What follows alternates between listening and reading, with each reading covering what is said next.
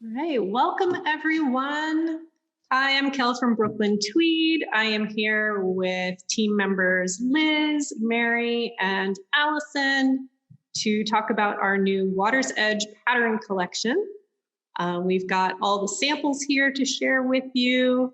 Liz and Mary are going to show off their Balin cardigans that they knit and talk about that. Liz is going to talk about publishing her second pattern with Brooklyn Tweed, which we are so excited and proud of her. And we've got all kinds of good stuff to talk about. We're going to take questions. We're just going to dig into this pattern collection. We're so excited for this. We just launched this pattern collection last week on our website. And just some really beautiful designs from a really great collection of designers. So let's dig in. I'm going to start with a little slideshow of the patterns to share with you. And Allison is posting the link to the pattern collection in the chat, so you can check those out as well. So our Water's Edge pattern collection launched last week with 5 patterns. So let's take a look. We shot the photography for this on Sauvie Island, and Liz, being our knitwear coordinator, can talk a little bit more about that in a few minutes. But let's take a look at the patterns. So we have our Balin cardigan by Emily Greene, one of our favorite designers. This one is so fun with all of the texture that is packed into this pattern. Just great drop shoulder, easy cardigan to pop over whatever you're wearing. And as I mentioned, several team members have started this. Mary and Liz have finished theirs, and they're going to show theirs off and talk about the experience of knitting this pattern. This is knit in our woolen spun worsted weight shelter, although Liz knit hers in Ranch 01. And the pattern's written for a cropped length or a hip length with pockets, which is the one that Mary knits, and she's going to show that off. And that seems so extra cozy. So yeah. I shot the our bobble tutorial video showing you 3 different kinds of bobbles, including the ones for Balin. So now that I've gotten, my bobble fix on, I think I'm going to have to knit one of these as well, because it's just so good, so much texture. And there is another look at Balin. And if folks have questions, please post them in the chat. Allison will call them out as she sees them, as folks are presenting. And then we'll also have time for questions and answers at the end.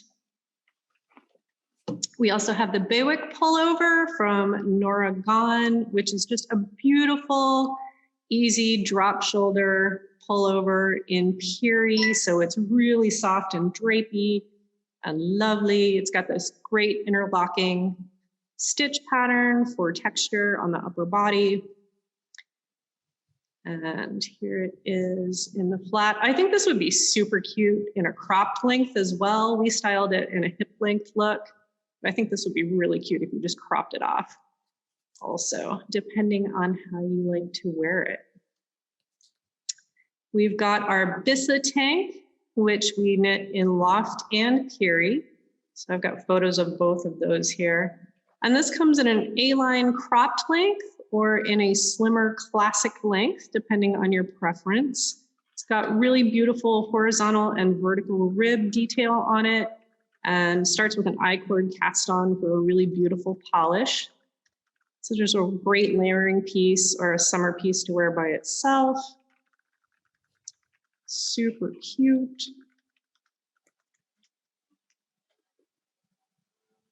And there it is in Puri, which would be really wonderful and drapey, or in loft for a little lighter, airier feel. And then our Ebby cardigan, which has turned out to be the star of the collection so far. Whenever we launch a collection, we're always guessing, is there going to be one pattern that's going to be the standout that everybody responds to, what's it going to be. So we were always guessing, and we were really pleased to see that people really responded to Ebby. This is in our wool cotton DK weight yarn dapple, which every skein of dapple is a little bit different due to the dye process. So some skeins are lighter, some skeins are darker, some skeins are marled, some skeins you get a little bit of everything. And you can really see this in Ebby with the sideways construction and that rippling stitch texture that works from the center out to the sleeves. So we chose skeins that started a little bit darker in the middle and blended them out to a lighter color at the sleeve hem. And it's got this really beautiful little turned sleeve hem detail on Ebby, which is so nice. And it, as I mentioned, this is a sideways knit, so it's a little bit different construction than you would normally see. And the pattern's got instructions for adjusting length, which is always fantastic when you're doing a sideways knit. Since you're knitting from the center out instead of from top to bottom or bottom to top, you have to plan for that if you want to make it a little longer or shorter. So that's in the pattern for you, which is great. And there in the flat, you can really see where it's starting from the center and working out toward the sleeves. And you can see those variations of color and stitch texture, which make this a really cool piece. And in that light wool cotton, like this is, I need to make myself one of these too. This is going to be like the perfect layering piece for summer. And then last, but definitely not least, by our very own Lis Smith, we have our Eli Hat, which is just a wonderful classic cabled hat in a beanie or watch cap length, reversible cables. So you can change it up a little bit by flipping it inside out. We show it here in Knit in Arbor, our worsted spun DK weight. We also knit it up in Dapple, which I'm wearing right now. Just a great cozy cap. And here in the Pacific Northwest, it's still chilly in the summer, especially on the coast. So having a beanie, definite thing that you need. I have totally gone to the beach wearing wool in the summer. So I'm gonna have to knit one of these for myself also, I think. So here it is in the beanie and the watch cap lengths. You can see those two different looks. So you can knit a whole slew of these and have a bunch of different looks for yourself. So that is our Water's Edge collection. So that's just a quick peek. And I also have the samples here with me that we will look at as well. And ooh, look, Allison is posting the skill levels in the chat. Thank you, Allison, for manning the chat. So I'm going to turn the floor over to Liz. Now, Liz and Mary have both just gotten their vaccines, so we're going to invite them to speak as they feel up to it. But I am going to turn the floor over to Liz to talk a little bit about her experience, not only putting this collection together from her role as BT's knitwear coordinator, but also as a new Brooklyn Tweed designer who has published her second pattern with us. We are very proud. So take it away, Liz. Thanks, Cal. Yeah, so I think first off, definitely one of the perks of getting to work for Brooklyn Tweed is we get patterns really in advance. We get to see what's coming in from the get-go. And so we always, have our eye on, what we might want to knit for launch day. And sometimes we're too ambitious and we don't make it for launch day, but, the intent and hope is always there.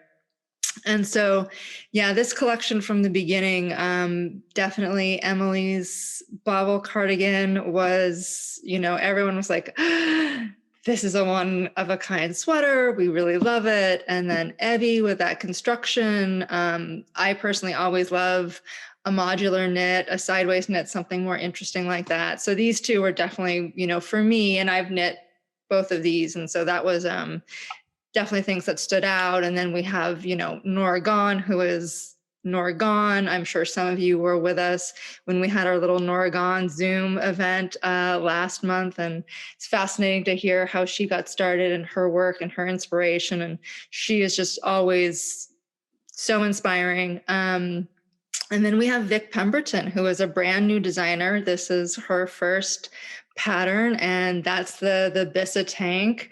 And the geometry of that, the way the lines meet up, it was just so innovative. We couldn't, say no to this design. It just looked so beautiful, and we had to see this come to life. So it's really very inspiring to get to see these sketches and swatches that designers send in and, get really excited for them and see it through the whole process. Then I also get the really fun and awesome job of working on our photo shoots. So we shot this on Sauvie Island in January. It was cold. It was definitely cold. Even with all the wool, the models had their puffer coats to the side, and we would rush the coats in between shots because it was definitely on the water. It was really chilly. But as you could see, the light that day was beautiful, and the shots of, it was just amazing to be out in the Pacific Northwest on just a really beautiful, clear day. So that was definitely a lot of fun is working with our models and doing the photo shoots. So for me also, and then getting to design one of the patterns for this collection, it was, it really was kind of special to sort of be able to work from the very inception of it all the way through to the styling of the shoot, to get to sort of walk through a pattern that I had designed from start to finish and get to do all of that. It's really an amazing sort of experience to get to do that. I know a lot of designers don't have, that hands-on, get to do so much involved with their patterns. And I feel really blessed that I have that opportunity with this one to really have so much involvement in the entire process. So yeah. Thank you, Liz. Yeah, we were all so excited when we saw the designs coming in for this collection. Like, everything is just gorgeous. There's so much texture. And for the time of year that we're releasing it, you might not think, oh, there's this really textural bobbled cardigan. But again, for us Pacific Northwest folks, we're like, yeah, bring on the bobbled cardigans for the summer. We're ready. And then for all the Southern Hemisphere folks, it's their winter, so it's perfect time for them. But it's so much fun to see designs coming in. Liz has the job of sorting through all the design submissions that we get, and then she filters them down and shares them with us, and we debate, and we get so excited over every single one, and then we're like, well, we can't have them all. We can only pick so many. That's probably the hardest part, I think, is narrowing it down and saying, we love all of these, but we can only have so many in a collection. So yeah. So we're so excited for all of these patterns. And Allison has posted in the chat, we have a special discount code for all of you kind people who are sharing your time with us today, for 15% off all of our yarns through Sunday, May 23rd. So you are welcome to shop our website with that discount code as a thank you for sharing your afternoon with us. We really appreciate it. Since we can only see each other virtually right now, and we really love seeing you all and hearing what you're up to and seeing your projects and all of that. So we love when you share stuff with us. And yeah, so what patterns is everybody super excited about? Have any of you cast on any of the Water's Edge patterns? Feel free to post in the chat what you're working on, what you're excited about, if you have questions about any of the patterns, because we want to know. We are excited to have you all here. So, as I mentioned, Liz and Mary both knit the Balin cardigan by Emily Greene in very different versions. Mary knit the hip length version with the optional pockets, which for her were definitely not optional. She was very excited about the pockets. And Liz wanted to use some of her very lovingly stashed Ranch 01 yarn and didn't have enough yarn to make sleeves. So she planned hers out and made a sleeveless version. So Mary, do you want to talk about your hip length version first? We'll let Liz rest for a moment, and then we'll ask her about her short sleeve version, because I know people are excited about that one. Yeah. So I'm not wearing mine today because it's quite warm, but I can back up a little bit. I think I decided I wanted to make this when we first got the flat imagery of the sample that's behind Kel. Jen called me out on Slack and was like, Mary, you need to make this. And I wasn't sure for a little while. And so I looked at the pattern and saw that it had the option to be longer with pockets. And that like solidified it for me. Because I had been wanting to make a good cardigan for like sitting at my desk and working, especially in the mornings when it's a little cooler. And so I embarked on this, and it took quite a while to knit. It's a commitment, but it was so fun and just engaging from start to finish. My version that I made that, I don't want to discourage anyone, but it has 804 bubbles total. I counted, made a lot faster because I taught myself how to purl backwards so that you don't have to like continually be turning the work. The bobble tutorial that Kel did was amazing. If you want to take it a step further, I do recommend learning how to purl backwards because it just makes it so much faster. But yeah, I have, ever since I finished it, worn it almost every day unless it was too warm. And I love it so much. So I totally recommend it. You know, we need our normal Portland spring weather to come back so that you can wear it again. It's actually really sunny and warm here in Portland today, which is very unseasonable for us. We usually have very cool, damp springs. So we're all melting right now. Looking forward to putting our wool back on. So yeah, when you mentioned that you had 804 bobbles in your balin, I wanted to know, did you actually count them all individually, or did you like figure out how many were in a diamond and then do the math? I was really curious about this. It was a combination. I counted how many were in the full diamond and then how many full diamonds I had. And then like, so I mean, the fronts and the sleeves are symmetrical. And so I counted like the partial diamonds and added everything up. It was kind of unnecessary math, but I enjoyed it. I enjoyed figuring out how many there were.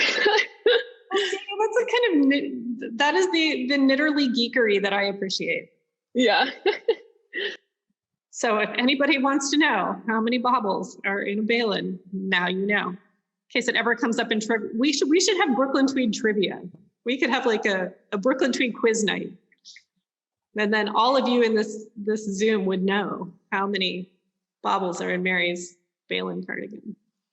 Hey, Kel, we had a really great question in the chat that perhaps Mary and Liz could speak to. So somebody was wondering if it's possible to make a short sleeve version, because we show the long sleeve and we show the sleeveless vest that Liz made her version in. Having knit the pattern, you two, do you think it would be possible to do like one chart repeat and throw some ribbing in, or do you think it would be a little fiddly to make it a short sleeve? I'm going to let Mary talk to that since I actually completely ignored the sleeve sections. So, yeah. Yeah, I think as long as you end up, because some of those sizes have like actual sleeve cap shaping. And so I think as long as you have the right number of stitches for that, you could really, do only a few rows of the chart. And then as long as you have the right number of stitches, go on to the sleeve cap shaping, or even just do some ribbing. And for folks who are not familiar, Mary is our customer support and pattern support person. So if you ever have any questions about any of your Brooklyn Tweed patterns, and you email us at, what's our current support email, Mary? At Brooklyn Tweed. Yeah, support at brooklyntweed.com. And we also have a contact form on our website that works too. So Mary will be the person answering your knitting questions. And we love helping people figure out stuff like this. Like, make the pattern your own, change it up. We're here to help you. We want you to succeed. Liz, did you do any finishing for your sleeveless version, or did you basically just knit and seam the front and leave the edges for those little sleeveless vests? So what I did is I had, as we have said, I was playing some yarn chicken with this because I didn't have enough yarn to do sleeves. And so I did all of my selvage stitches just as it's written in the pattern. And because I was like, I'm going to do some sort of finishing on there. Whereas like, I was thinking, well, maybe I need to do like a selvage stitch so it's finished already and I don't have to do anything. But I was like, I really wanted to have some sort of facing. And my intention had been to mimic the collar and do a 1x1 rib. Since it's a drop sleeve, I was just going to do a little ribbed cap. Didn't have enough yarn for that, unfortunately. So what I did is basically a very simple sort of stockinette roll, which you'll see a lot of times on like a neckline finishing. So just picked up and knit a few rounds and then, did a nice, very elastic bind off on there. So it wouldn't pinch too much. It's basically just 5 rounds of knitting on there just to clean up the edge a little bit. And that was all I did to make it the vest. That could not be simpler, and it looks amazing. Do you have yours there? Can you hold it up so folks can see your lovely finish there? It's just that's just beautiful. That's all you need. Yep, just pick up and knit just a little bit just to clean up the seaming essentially on the shoulder and on the side seam under the arm. And you used, as we mentioned, Ranch 01, our first ranch specific yarn. Did you have to adjust for gauge any? Did you have to do any additional tweaking or just? Well, my gauge normally is, I usually always have to adjust for gauge because that's just, I'm a very tight knitter. And so I actually lucked out, and since Ranch 01 is a little heavier than Shelter, which is what the pattern is written for, by using the stated pattern needle, it was actually perfect for my gauge. So I did a swatch and it turned out like I didn't need to change anything on that. It was just sort of the perfect melding of pattern and needle and yarn and all of that. So that was actually sort of why I was like, yes, this is the pattern to use this hoarded Ranch 01 yarn for, because I'm getting perfect gauge on that. So I didn't actually change anything else about the pattern other than just leaving off the sleeves. So, but I did alternate my skeins throughout because it is a very tonal hand-dyed yarn. So to help blend between the skeins, I did alternate throughout the entire pattern. Excellent. Liz, we're getting a request that, yes, you might stand up and showcase the whole piece. Look how cute that is without the hem. Mm-hmm. So this is the cropped version. So. Oh, and you did a split hem on yours. I just didn't seam it at the side. Aha. Because I felt for the vest, it was sort of more open and it wasn't meant to be a cocoon. It was meant to just sort of be a little easy layer. And so, yeah, I just didn't seam the ribbing section. I left that open. Perfect. Could not be easier. Love it. And so you knit the hip length version, Mary, and where does yours hit on you? It's quite long. Well, I'm not sure if it's that long. It feels like a coat to me just because I don't have any other sweaters this long. Hold on, let me put it on. It's like just at the bottom of my hip. But it's like the pockets are the right height to put my hands in. I like to joke that it's like my little absurd house coat. Although I've worn it out of the house plenty of times. Best house coat. We all need good house coats right now. So. Yeah. Let's see. Yeah, so we've got the sample here, which is the cropped version. We've got Liz's amazing vest version. We have Mary's wonderful hip length version with the roomy pockets. So good. Let's see. I've got the other samples here as well. We have Ebby and Balin behind me. And then with me, I also have Buick and both of the Bissas. So if anybody has any questions about any of the patterns, you want to see a particular detail, it's a little hard to see over Zoom, but we'll do our best to show them off and describe them. If there's anything you wanted to see up close or had any questions about, we have got all of the samples here for you.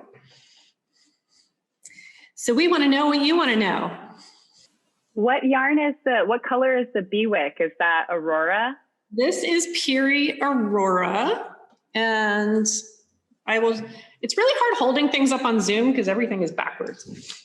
But you can kind of see the beautiful interlocking stitch pattern on this with some gorgeous twisted stitches, which Norah Gaughan is so amazing at.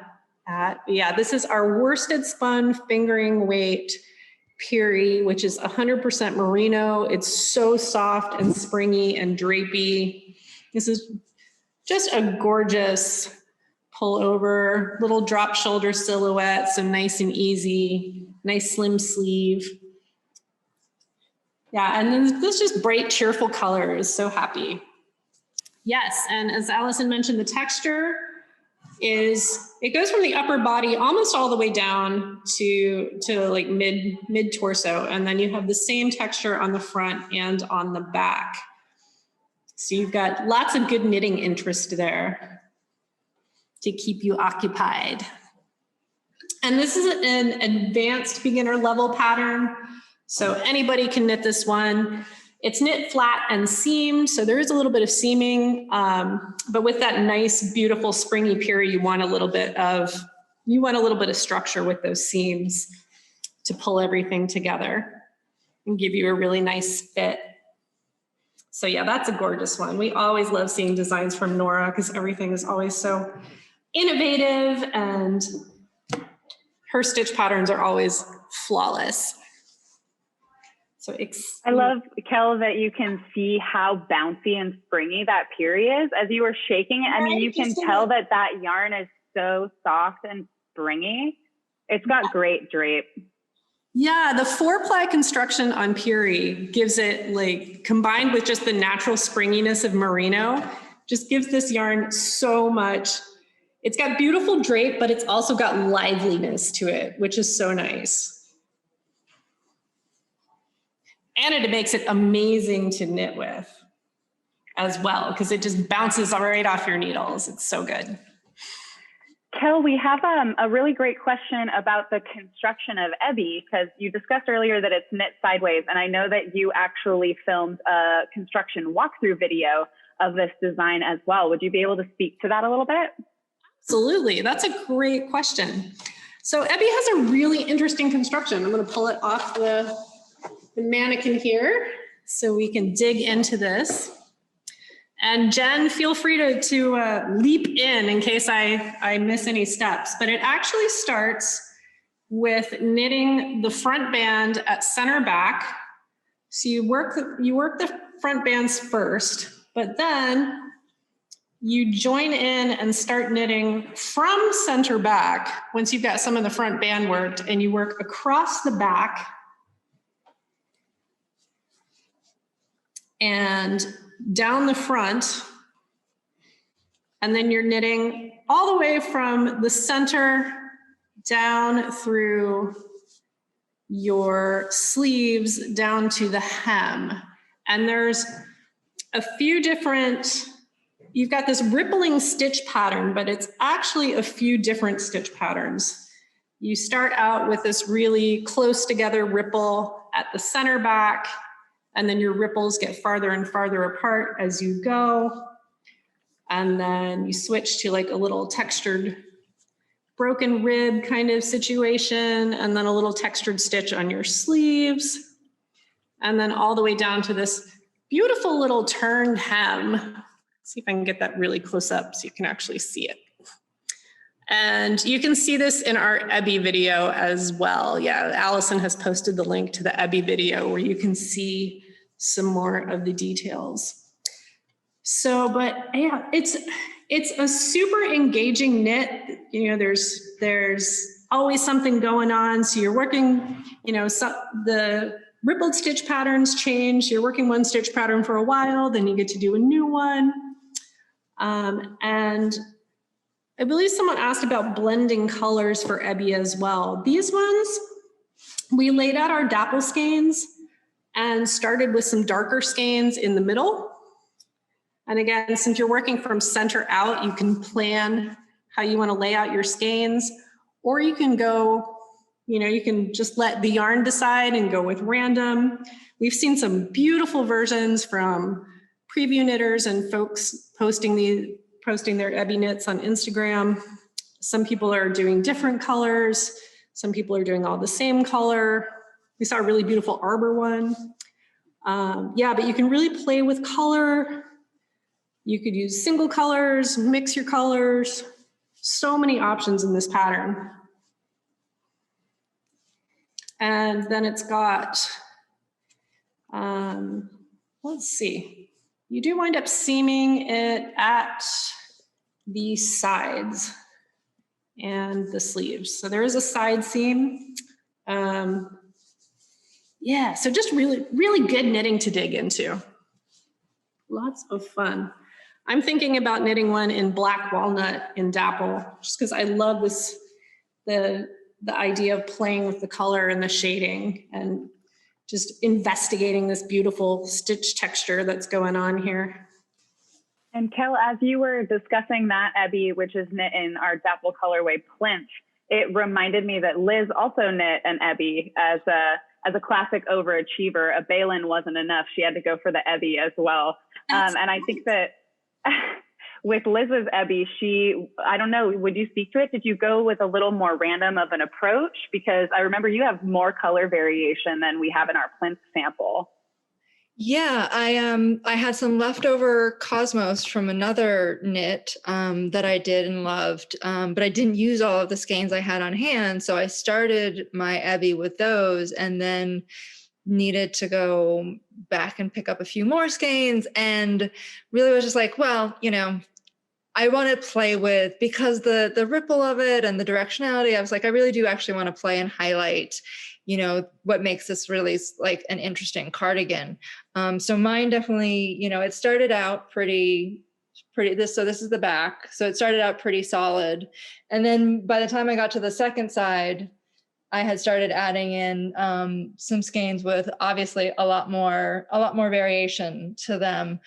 And I did just I skeined everything up into balls, and then I just kind of like reached into the knitting basket, and I didn't want to plan it too much, but I definitely, when I picked out my next skeins, I definitely went for some of the marl dapple, which was really beautiful. So I have that up in here, and then some of the more solid, but a lighter color.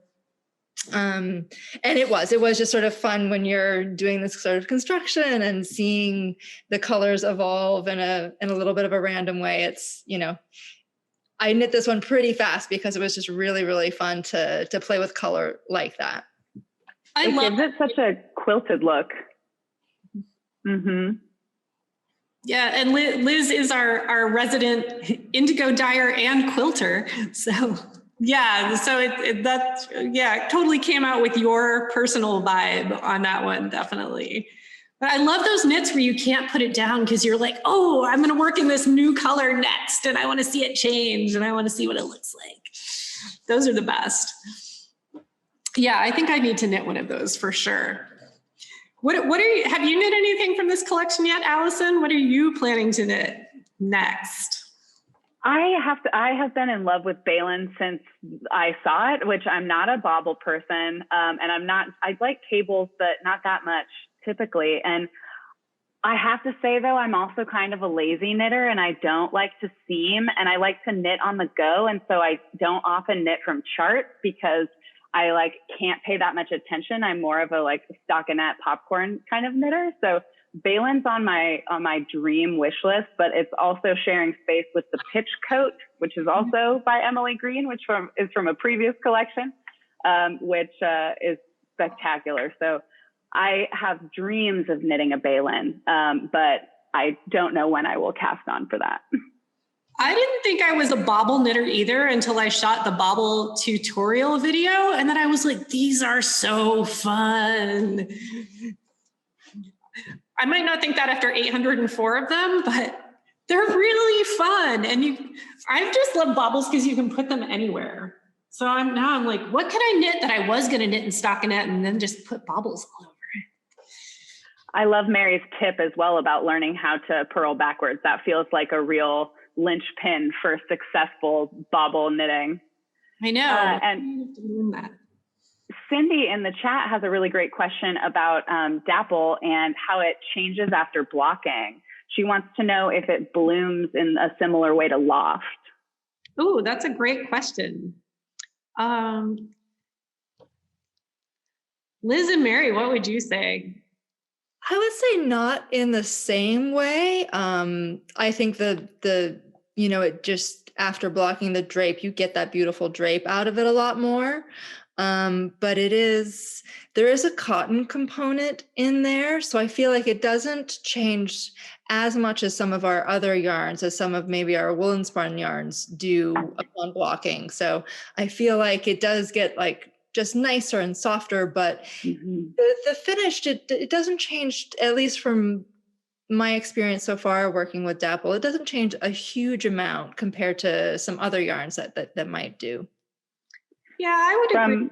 It definitely fills out, but yeah, it's not quite as dramatic a bloom as like loft has. But it's still, you've got 60% wool in there, so you do get some bloom, but not as much as 100%. What would you say? I love dapple so much, and it took me by surprise because I'm not a cotton person at all. I never ever wanted to knit with it, and then we got dapple, and I was hesitant to knit with it, and I finally cast it on for the Graphic Elements pullover from Tammy Gore, which is some color work. And it is the softest, lightest. I mean, this cotton is so delicious. It, after blocking, it smooths out a lot. So you get that similar cohesion to your fabric that you do with like our other 100% wool, where the fabric just unifies and turns into just a beautiful, smooth piece.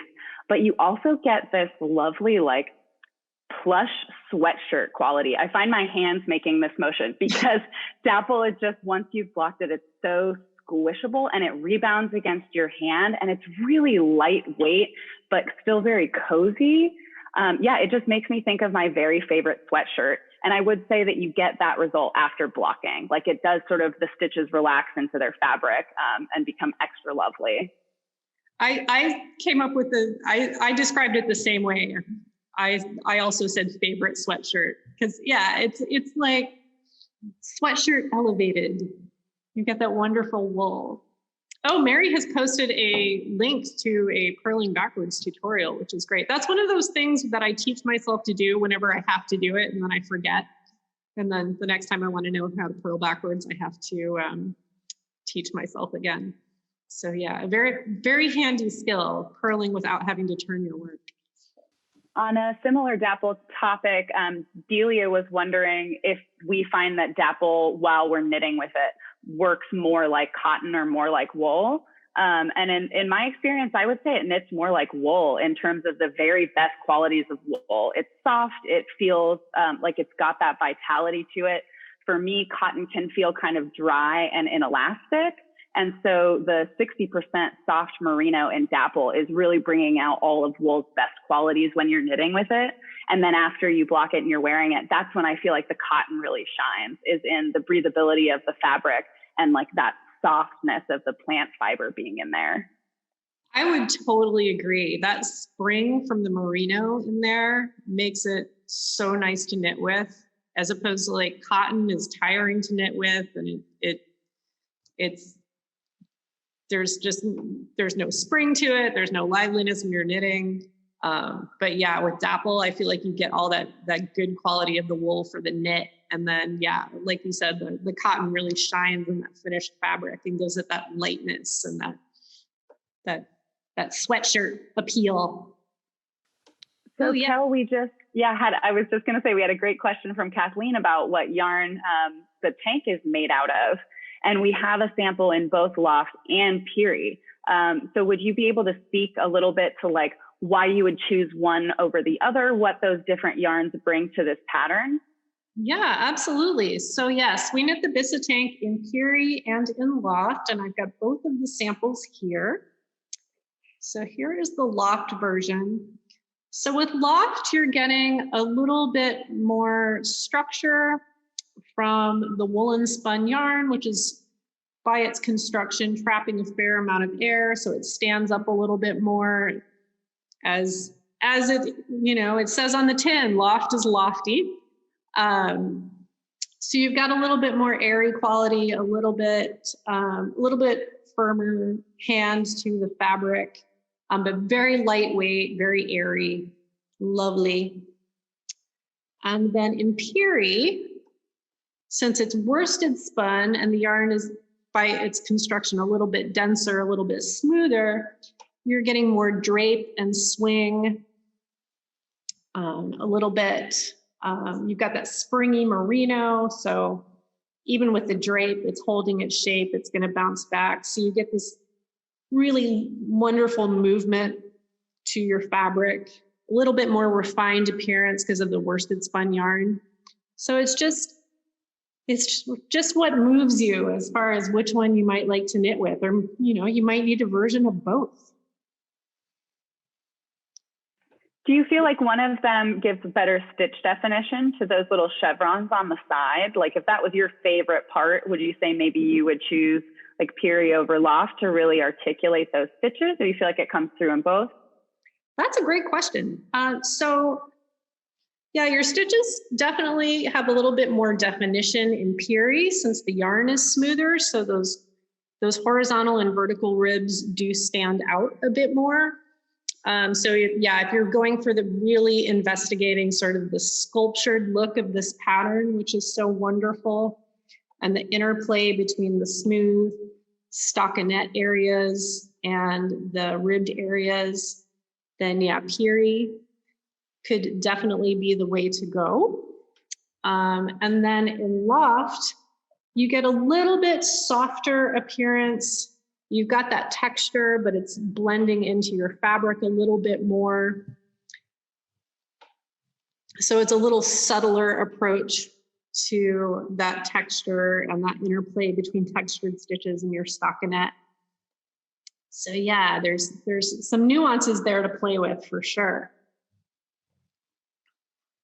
We have a really great designer question for Liz. If we could pivot away from the tank for a moment. So Timothy is curious about the design process for you, Liz. And like, obviously it's very different from artist to artist and what your process looks like. But Timothy is curious about where you start. Do you jump off of a basic pattern? Like, do you start with a certain number of stitches? I know personally you're a huge fan of swatching, so I imagine that probably comes into play. Would you be able to speak a little to your design process? Yeah, absolutely.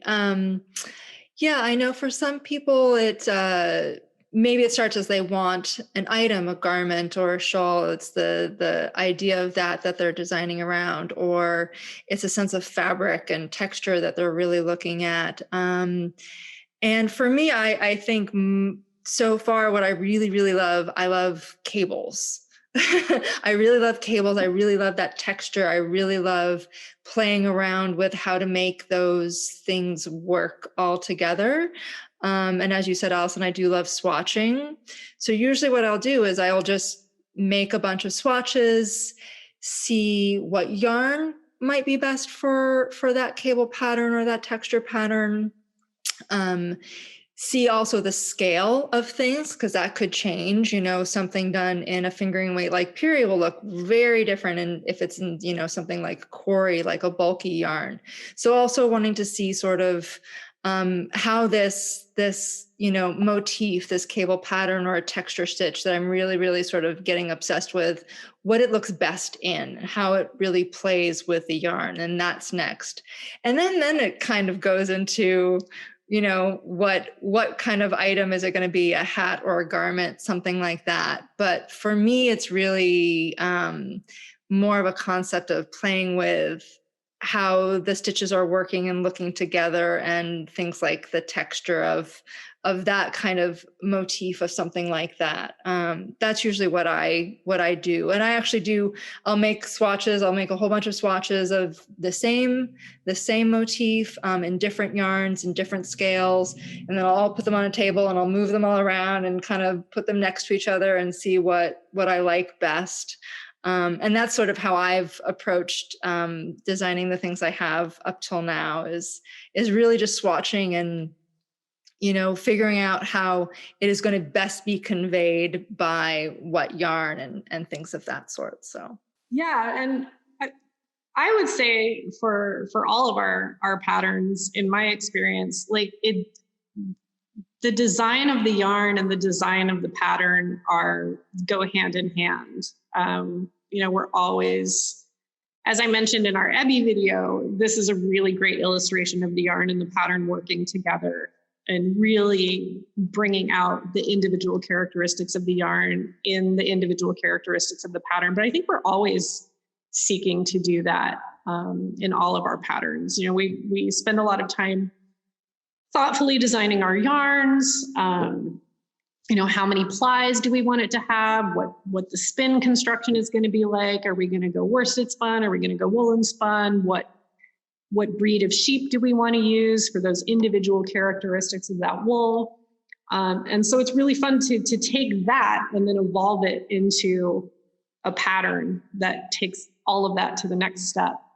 So, which involves lots of swatching for Liz.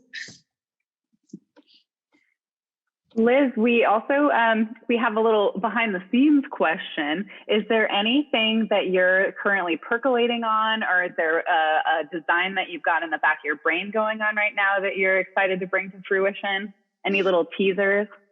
Well, always. I mean, I think most of us as knitters, we may have 5 whips and then there's 5 more that we're waiting to do that we're really excited for, looking forward to do. So there's always swatching and sketching going on. And there may be another cable-y goodness thing coming down the pike. But definitely playing around with some more motifs with cables, because that's really my sweet spot. So we will be excited to see what you come up with next. Yeah, so I can't decide what I want to cast on first from this collection. I want to make an Ebby. Especially because we came out with those 2 new colors of dapple, currant, and black walnut, which are so delicious. And ever since I saw black walnut, I've just been picturing an Ebby in black walnut to play with the shading and the colors. And I love brown sweaters. I don't wear anything else brown in my entire life. 90% of my clothes are black. I'm uncharacteristically not wearing black today. But I love brown sweaters for some reason. So I was very excited that we had black walnut. So, I need a brown Ebby. And then I need a balin so I can knit 800 bobbles. I might do the cropped version though. I might have less than 800 bobbles. Oh, and I didn't show off the Eli hat, which I'm wearing on my head. It's kind of hard to see this on Zoom, but you can see pictures also on our website, of course. But I love the way the cables come together at the top on this. It's really nice detail there. And then, as I mentioned, if you weave in your ends neatly, you can wear this inside out for a slightly different look to your cables. Yeah, trying to see a white hat on Zoom is not very useful, but it is very lovely. And this one's knit in dapple in the natural colorway, the undyed, which is perfect for a nice summer hat and feels so cozy and good. Definitely need one of these in dapple. I have some dapple at home. I think I'll go home and cast one home. Let's see. Mary and Liz, what are you going to knit next? I have another Eli. How many of these do you have now? You've only one? You only have one of your own hats? Oh, 4. Okay. I have some. Oh yeah, you have a lot of those. It's like I have some Rancho 3 left over from a project, and I think I might make a Nysa, a multicolored Nysa. Color that pattern's so wonderful. And NISA is one of our BT by Brooklyn Tweed patterns, which we designed to be super beginner friendly, but also really fun for more experienced knitters. Sometimes you just want a fun pattern to sit down with. And NISA is the really lovely Crescent Shawl. I think we have some photos of Mary modeling the multicolored version there on our website. I know Jen is knitting a NISA right now.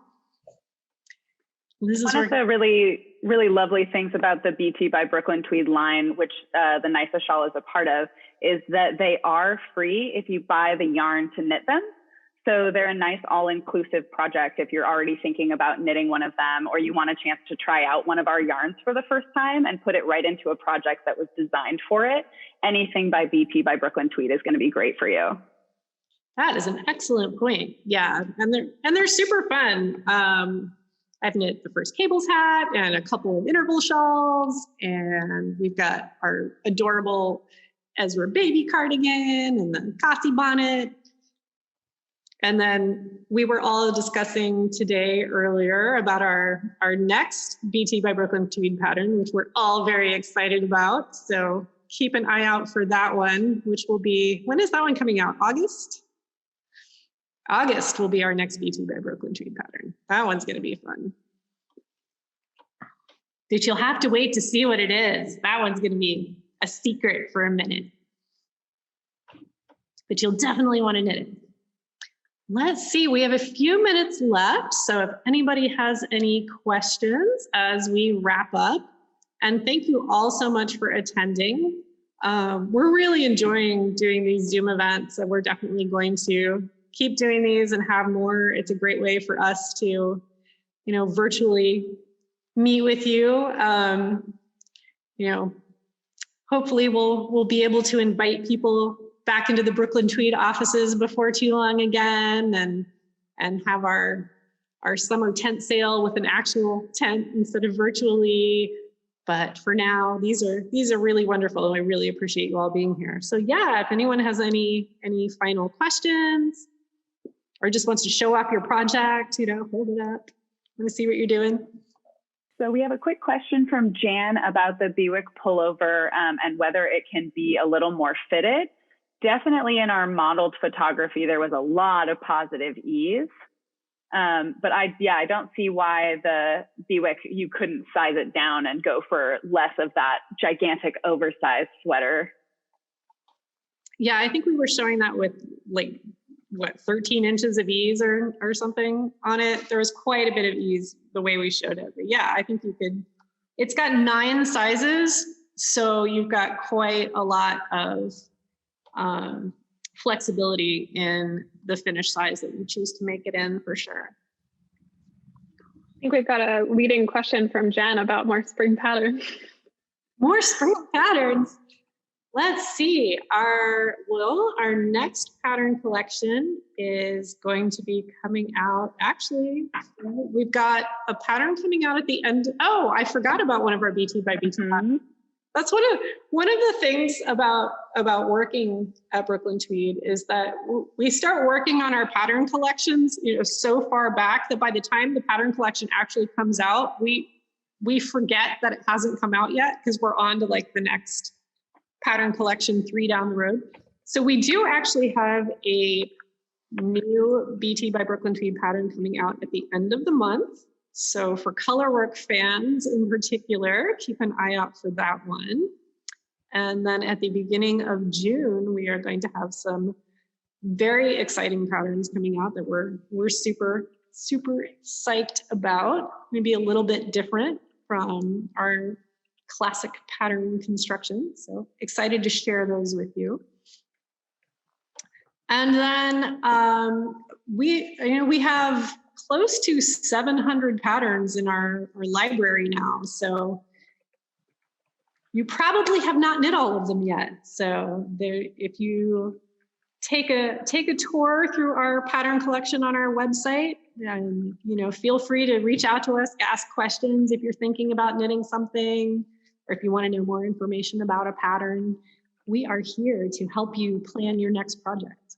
So we have 3 minutes left. So any final questions that folks have? Thank you all so much for being here with us. Thank you, Mary and Liz and Allison for being here. And Allison for manning the chat and giving everybody the good info. And all those other My pleasure. All the other Brooklyn Tweed members that are hanging out in the chat. I love the idea of us continuing these Zoom events moving forward too. So as our other collections come out, if people start to have questions while they browse through the lookbook, they could even jot them down and bring them to the next Zoom pattern discussion, right?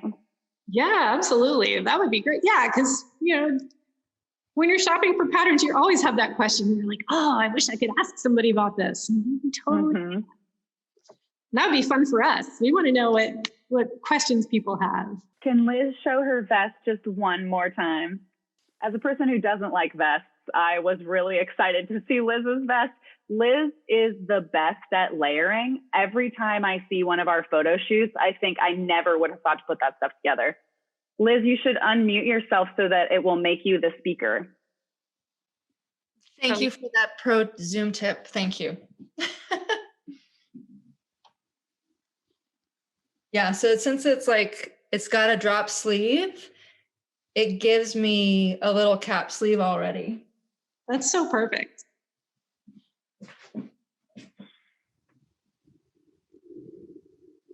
Ooh, we can spotlight people. All right, we'll have to try that in our next chat.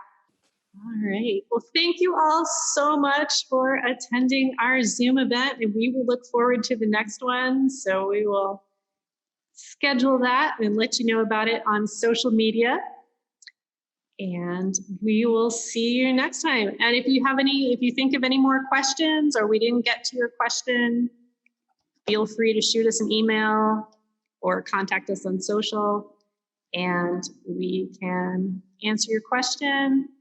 Use your discount code BTWater15 for 15% off any of our yarns through May 23rd. If you have any questions about planning your project or need help picking out a color, let us know. We're here. So much easier picking out colors for other people. And we will wrap it up. Thank you so much and have a great rest of your day.